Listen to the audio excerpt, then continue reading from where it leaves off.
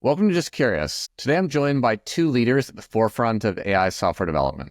Ross Hale is the CEO and co-founder of Artium, an AI-focused software development consultancy that's helping organizations like Disney, JP Morgan, Mayo Clinic, and even NASA build safe, reliable, market-winning applications. Alongside Ross, we have Mike McCormick, Artium's CTO, who brings over a decade of experience in agile software craftsmanship and AI integrations. Mike has helped everyone from Fortune 100 enterprises to startups adopt modern development practices, and now he's spearheading Artium's efforts to embed AI into the software development lifecycle. Together, Ross and Mike are here to share how AI is changing the game for product development and what it takes to build great AI-powered software. Ross and Mike, welcome. Thank you, Stu. Appreciate it. Awesome. Can you start by giving us an overview of Artium, what you do, who you work with, and what makes your approach when it comes to AI-powered software development unique? Sure. So you nailed it. We are a custom AI software development company. So we help clients build AI native software and basically build the next generation of their technology. Now, what makes us unique? We've been doing this for a long time. So we've helped companies go through multiple arcs of transformation as technologies have shifted, really starting with the internet, really around Web 2.0. That was kind of the beginning of our journey. Later we did the same thing with the cloud arc. And then in founding Artium, starting this company about 6 years ago, we really wanted to do the same thing for AI. So we were kind of lucky enough to be plugged in with some of the folks that could see this coming pre-ChatGPT and knew that we wanted to really orient the company around this. Basically, we are super deep in AI, some things that are unique. All of our folks are here in the United States, kind of living where the most exciting innovations are happening. And we tend to work with really a range of companies. Our focus these days is very Fortune 500. So we're working with a lot of large companies to really push that adoption and help them with their AI transformation. But we still also work with startups, right? And kind of mid-sized tech companies as well. So it's really a pretty big range, but I'd say that we have some special expertise in getting things done and pushing the state of AI forward in a larger enterprise context where there's a lot of compliance and there's kind of bigger issues at play, right? So we've had a lot of success there. And again, I think, one of the main things is we're relatively small, but every single one of our people is extremely experienced, extremely deep in terms of their expertise.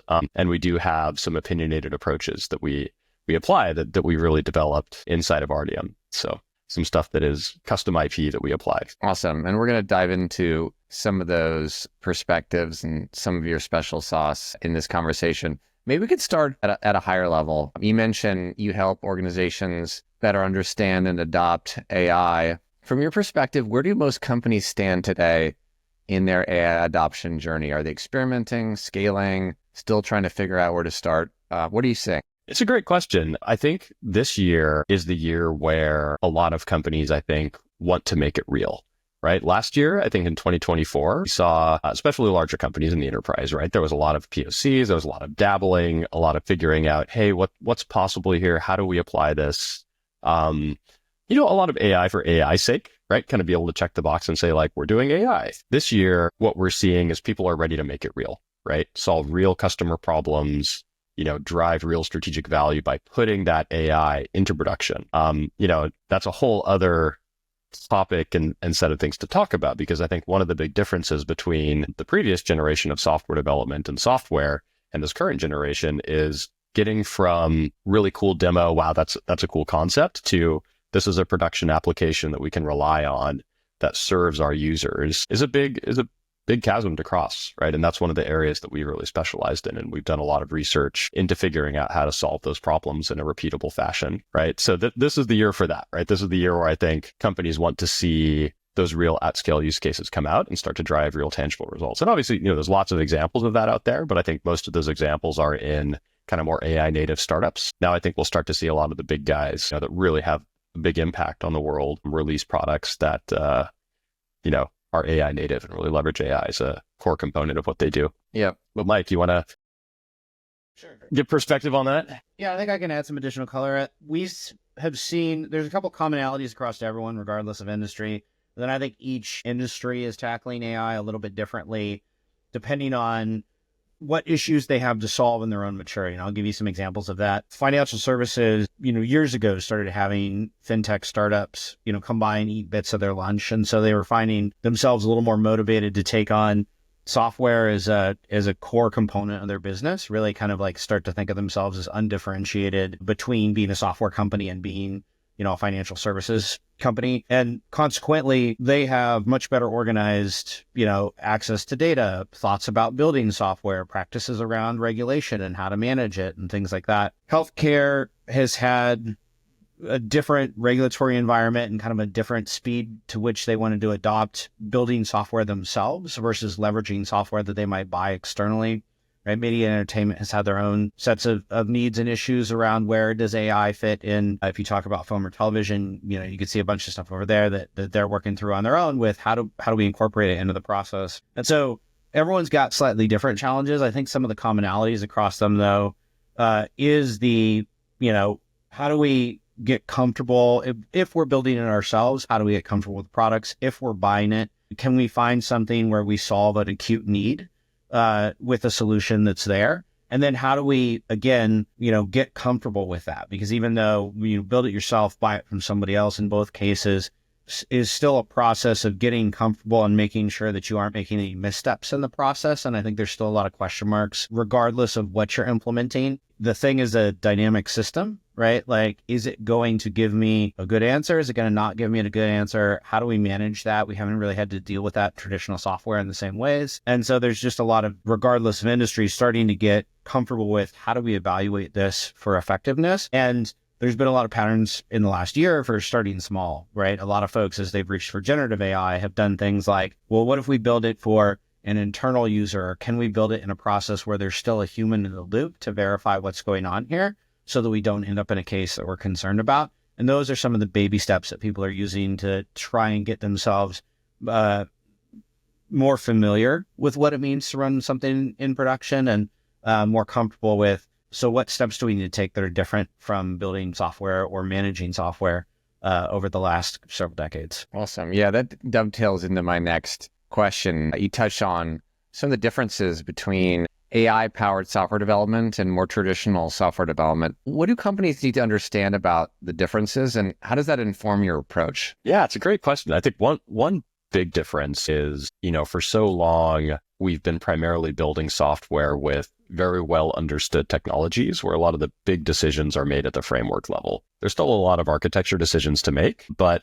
pretty much most things that were built a few years ago, some version of that had been built before. So it was really just about how do you compose these different pieces, different frameworks, different layers of abstraction to create something that scales and kind of execute down a well-trodden path, right? One big difference is now that we're in this world of AI, a lot of our clients and a lot of what we're seeing out there, they're things that have never been done before, right? It's like, we'll be working on something where literally this is the first and only time this thing has been attempted, because that layer of AI just fundamentally changes the software so much. So there's certainly a lot to learn from those previous patterns as they apply to AI software, but there's also a lot of new stuff that needs to be really figured out whether it's even possible, right? So I think unlike the previous world, where probably the best way to approach software development would be, hey, let's make some fast decisions, like get something out really fast, and just have kind of like an MVP that we can iterate. There almost by definition now needs to be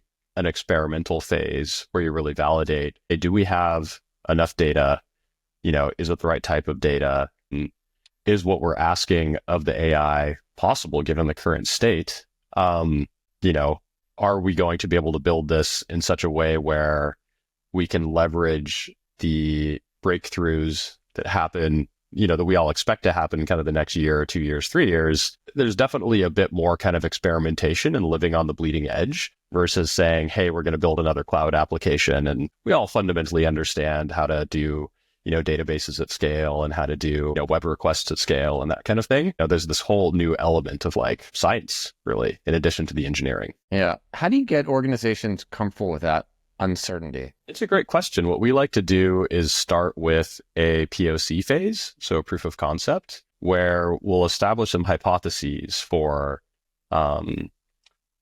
some of the outstanding questions, right? And then literally run experiments, scientific method style, to validate those hypotheses, and again, these aren't market hypotheses. This isn't like a lean startup style, like, hey, I've got a market hypothesis and do users care about this thing? It's truly a scientific hypothesis. Like, can we compose technology to achieve this thing? Because really you're talking about, in many cases, kind of getting something that is close to human level intelligence for a specific task. And, a lot of if that thing's never been tried before, then we have to have a way to validate whether it's possible or not. So we really recommend, unlike the past where we'd say, hey, best thing to do is dive in, hydrate a backlog of features and start just cranking through to get to an MVP kind of as fast as you possibly can.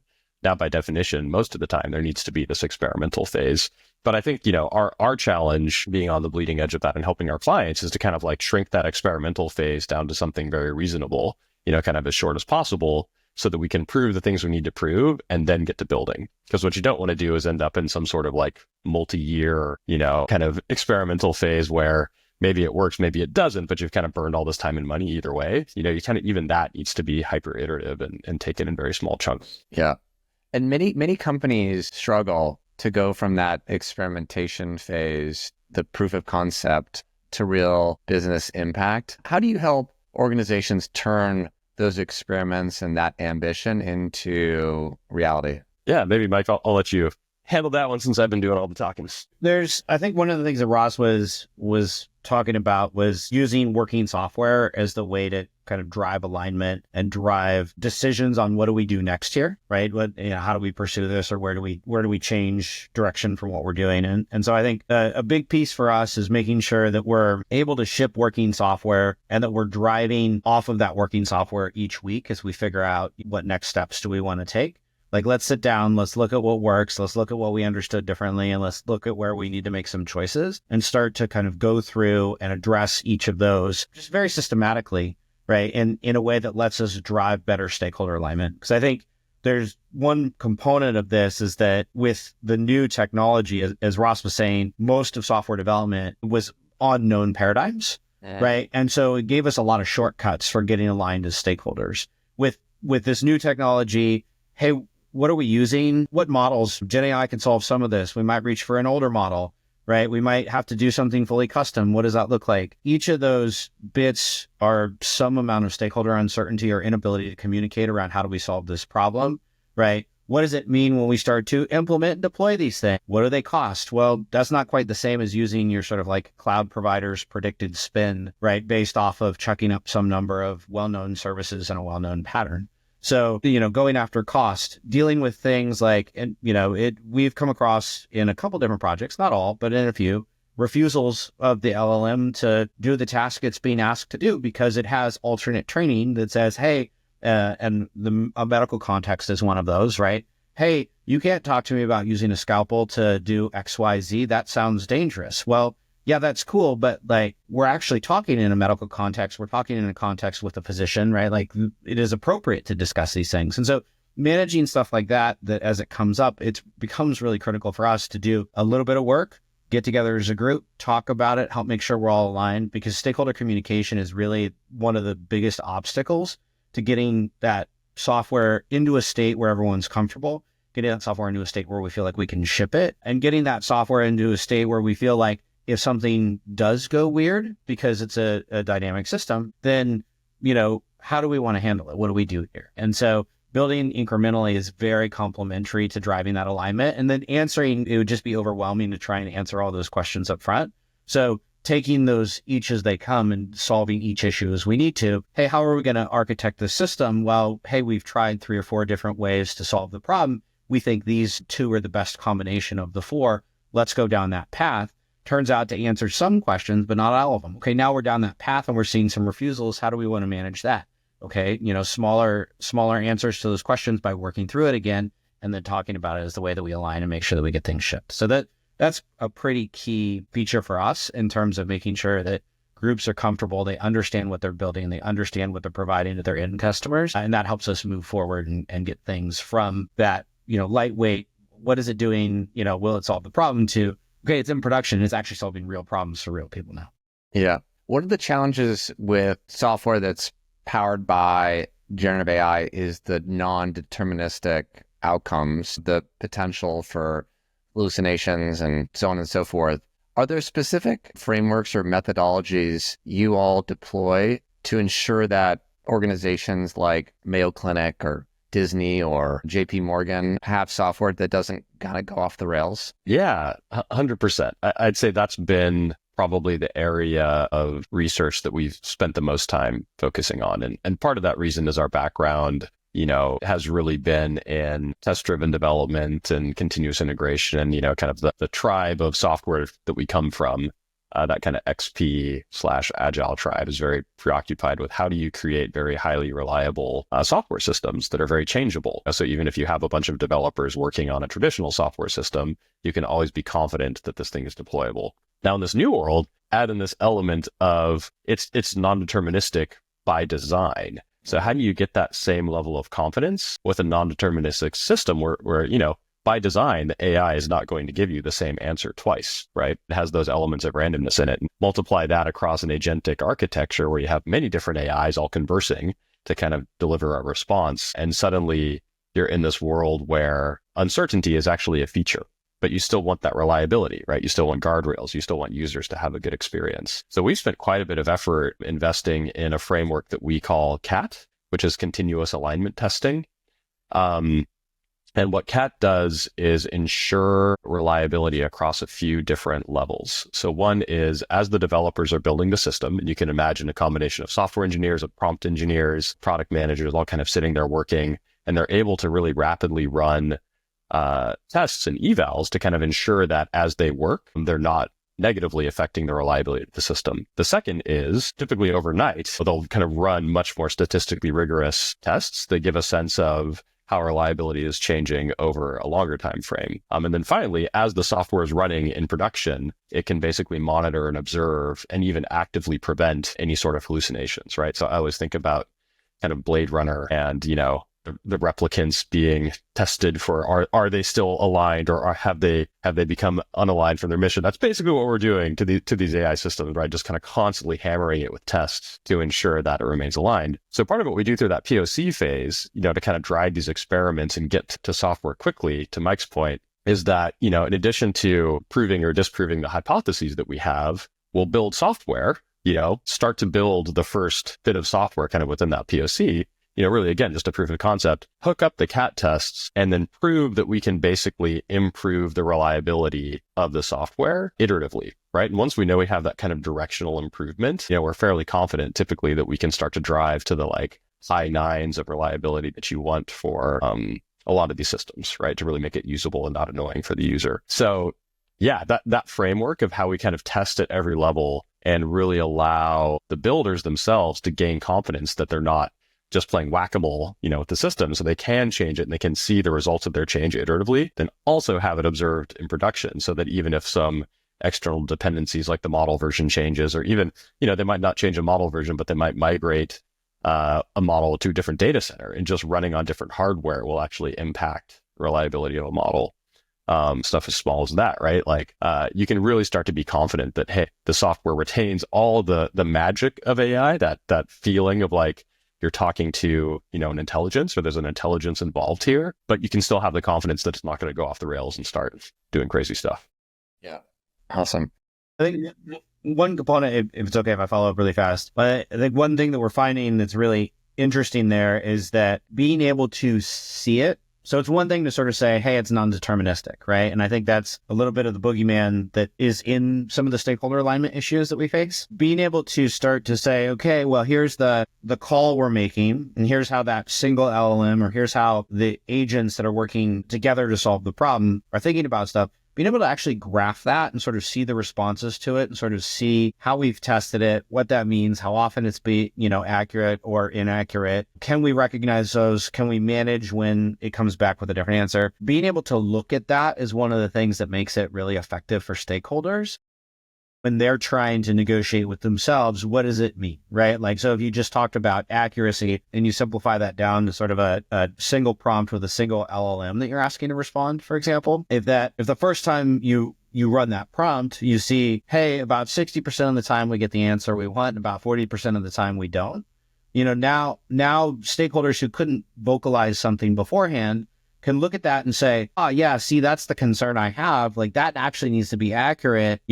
roughly 95% of the time or better before we pass it to the subject matter experts. Because if I'm not giving the subject matter experts sort of this, window of error of 5%, then I'm just not effectively using their time, right? They'd just be better off doing their other job. And now all of a sudden you're like, cool, there's a set of requirements that weren't coming out until we actually called a thing, looked at the graph, had a conversation about it, made some decisions there. And the more complicated the system gets, the more useful that turns out to be in terms of highlighting what do we really care about and how do we get you to talk about it, because you recognize the thing and all of a sudden you're empowered to articulate.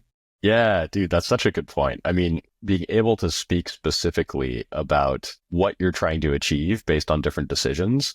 For example, if you say, what, I think we need to fine tune this model. We need to kind of embark on some fine tuning to get the thing we're done. It's like, okay, well, why? What are you trying to achieve? Is it equivalent performance to an existing model? Do you want to fine tune to get to the same level of performance as GPT? Do you want to beat that performance on this task? Or are you trying to say, hey, we're going to drive the cost of this down so that it costs as much as running it on GPT-2, but we get the accuracy of GPT-4s? That kind of specificity helps so much, because otherwise you're dealing with vibes, and vibes are great. Vibe coding is great if you're just one person and all the vibes are inside you. But if you're dealing with stakeholders, everybody's vibing differently. So how do you ever get anything done if the vibes are all over the map because you've got this group of people? So unfortunately, I think for most real use cases, for a multitude of reasons, vibes just aren't going to get you there, right? You need more than vibes. You and Artium are helping organizations build custom software. Oftentimes, organizations have a choice between building something in-house or purchasing an off-the-shelf startup solution or technology solution. How should they evaluate that choice, the trade-offs of kind of building versus buying? It's a great question. I mean, I think to a certain extent that equation doesn't change drastically from the before times, in that, hey, if you're looking to check a box with some functionality and there's an available piece of software that will check that box, you're probably better off, renting that software, right? You're most likely renting it and not buying it. You're going to pay some sort of subscription fee. But I think that there are maybe a couple things that are different in this new world. One is, I think what we're finding is a lot of our clients who think that they can just kind of get a SaaS thing and check the box. They find that ultimately they're running up against a level of flexibility in that solution where they're not able to actually get what they want out of the use case. They're kind of promised all the flexibility of AI, but it turns out they're kind of stuck, when it comes to customer support chatbot or something like that, right? It can turn out that hey, we're just not really able to get the performance out of this thing because there's just not that much customization we're able to do because we can't get to the true underlying model, right? We're kind of stuck with this interface, the prompts and kind of what's actually going on underneath the covers are opaque to us. And so we're not able to kind of drive the, experience that we're hoping for. And I think the only thing that's different there is there's maybe a thought that AI is a magic silver bullet to kind of oh, great, I can just buy this stuff now and it's going to be so much more flexible and it's going to be so smart because it's AI and do what I want it to do. Not necessarily true, right? You still kind of run into that same issue. I think another is the equation for especially building relatively simple things has somewhat changed, in that when it comes to building simple software, especially, right, become much easier to do with AI assisted development. So an example is, ourselves, we didn't want to build our own allocations tool in the before times. And allocations is figuring out which developers we're going to have working on which project and that kind of thing. It's man, we're going to have to build this big piece of software, going to have to maintain it. Where software developers ourselves should be easy, except we really want all of our people working up with our clients, right? Not kind of maintaining this administrative software internally. It's kind of just it's the, cobbler's kids have no shoes type of situation. Much rather be working with clients than ourselves.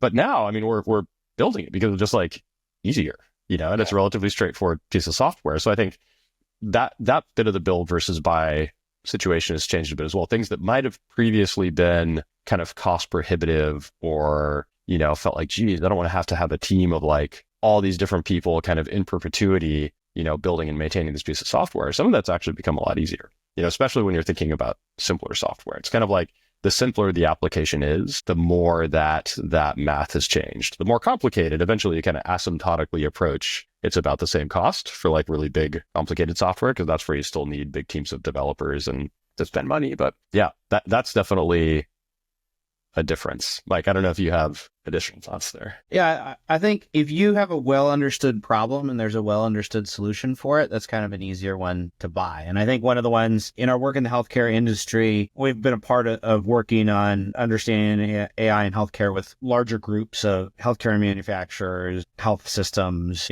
smaller startups, things like that. And one of the classic examples in there of like something you're going to buy, not build, is provider notes, right? There are maybe a dozen solutions for having a provider get better notes while they're inside of the, in your doctor's office. Your doctor's talking to you, you're doing your annual physical. They're talking to you about how your labs went, or they're talking to you about, what's going on in your own health routine and things like that.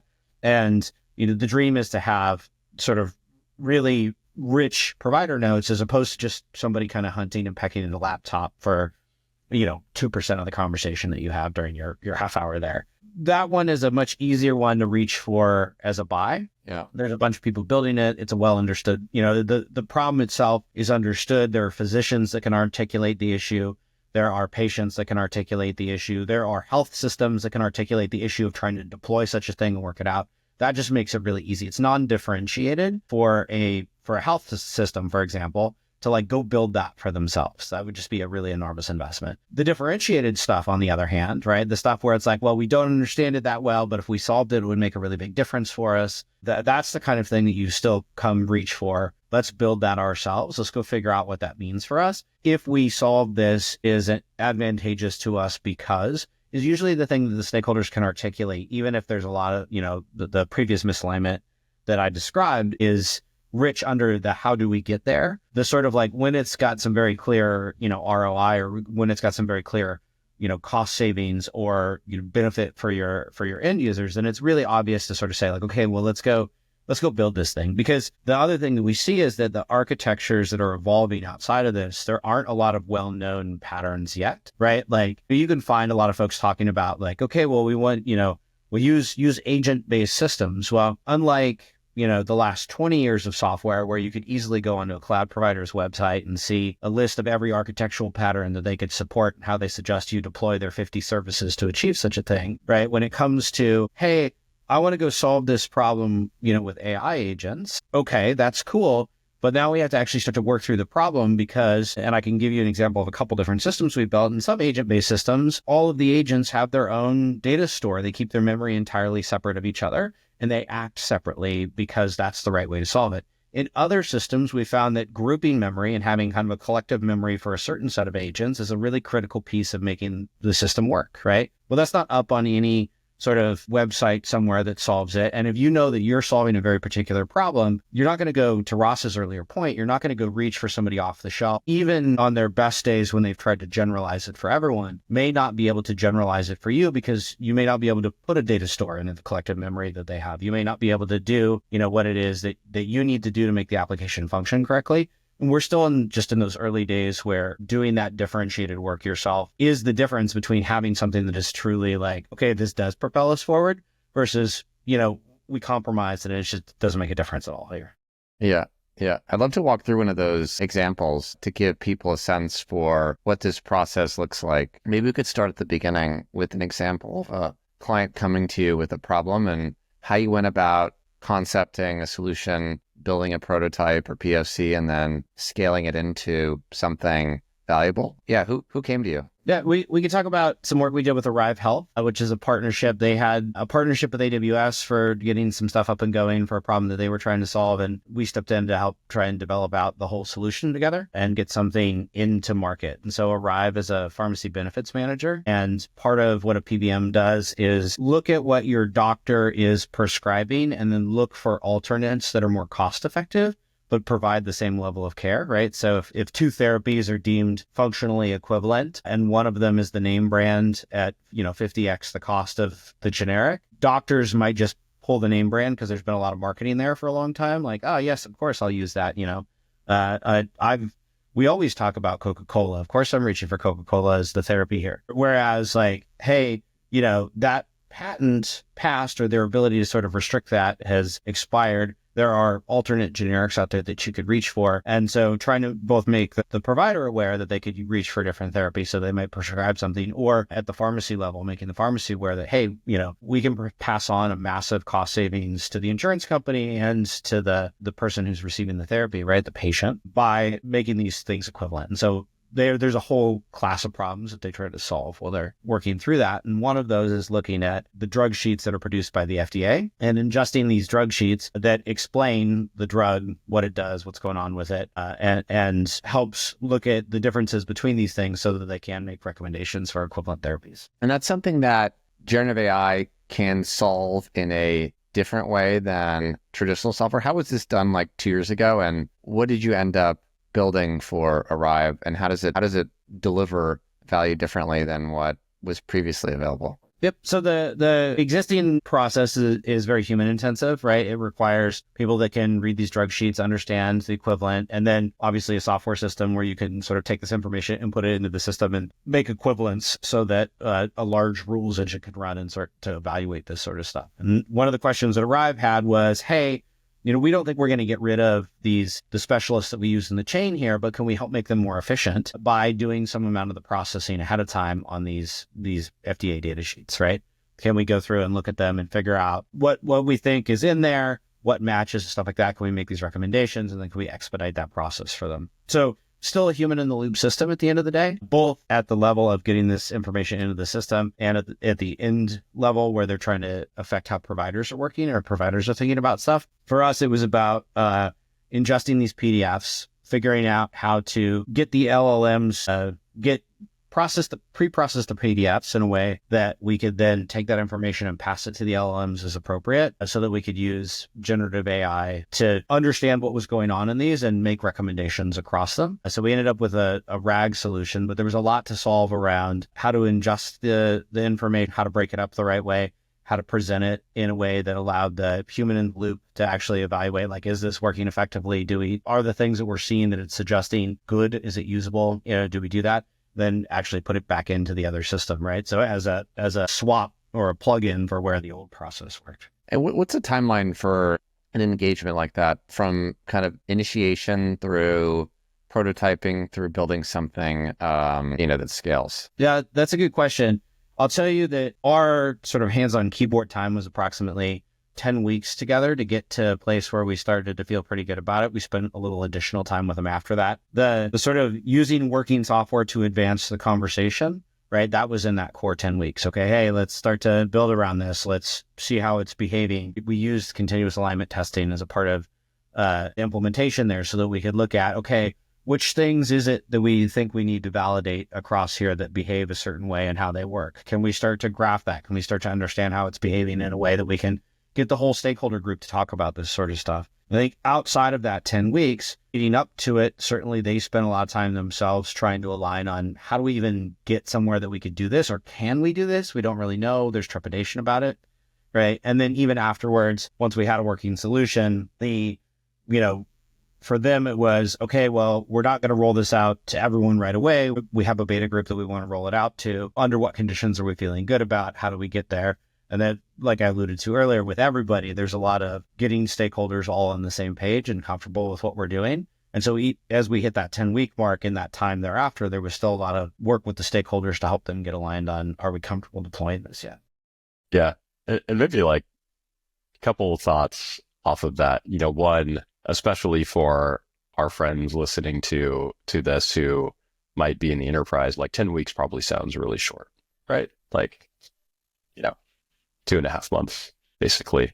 But I think in this world, to stay competitive, that's the order that you need to be thinking about. Like, that's the speed at which you need to be operating. The days of being able to stay competitive and kind of multi-year, to get to that first version efforts are you got to be going faster. And, this is a big change with AI assisted development and, small, strong teams leveraging it to be able to make those impacts. So I think about that, is one thing. Kind of like think about smaller time frames, smaller teams getting more done. This is a big, important thing for building successful software in the enterprise. The other thing I think, Stu, you were asking, like, what's different between now and then, like what really changed, what's the old approach versus the new approach, and kind of why is a new approach available. And I think in many cases, it's the fact that, the intelligence level of the AI itself and just the power of the AI has increased. Like we still had AI before large language models, obviously, right? We had machine learning, we had the ability to parse text, we had a lot of this technology.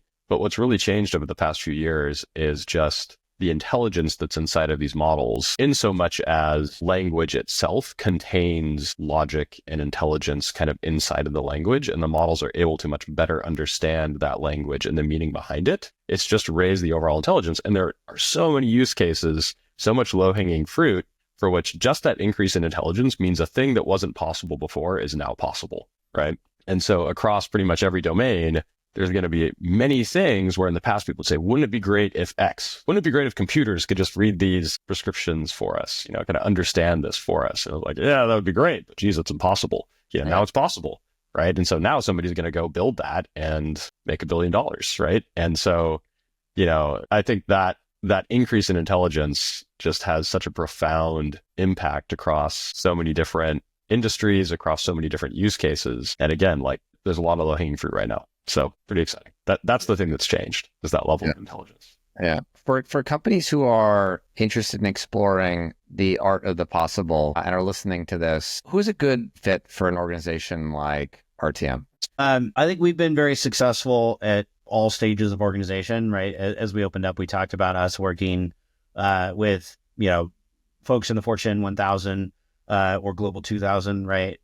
We work with mid-sized companies. We work with startups. I think, like we said throughout, the key piece is folks getting alignment on how that technology is going to create or be a differentiator for them. And I think that's one thing that we bring pretty uniquely, whether it has been with our, startup companies. It can be early stage startup, right? Really tiny at that level of, hey, we've got, seed funding or we've got Series A funding and we're working through what we're doing and how we do it, all the way up to large enterprises who are, might have very mature regulatory process, very mature internal governance around, whether that's sort of data usage, data classification and how they deal with that, whether that's model governance and things like that, other stage gates that they might have along the way. All of them really benefit pretty heavily by sort of saying, okay, cool, we have this high level understanding of what we want to build, but we have, very low level of cohesion across the group that needs to move the thing forward, right? And I think Artium works really well at catalyzing that process of taking your idea, turning it into a thing that you can touch, talk about, start to understand and build cohesion around. Because shipping these products isn't really just one stakeholder on a mission at this point in time, right? Whether that's a small company or a large one. Shipping these products is about getting 5 or 6 people, maybe more, on the same page for, hey, how does it behave? How do we solve this problem? What does that mean from a regulatory perspective? What do we need to do differently here to make this work? Is this valuable enough for us? And can we spend a little bit of money to answer all these questions before we go spend a lot of money on building this whole application so that we can build confidence over time as we go? Right. What a great place to end. Mike, Ross, really appreciate you coming by. Just curious today, sharing more about how you can help organizations build safe and scalable AI-powered software. Yeah, best of luck. Thanks for the time. Cool.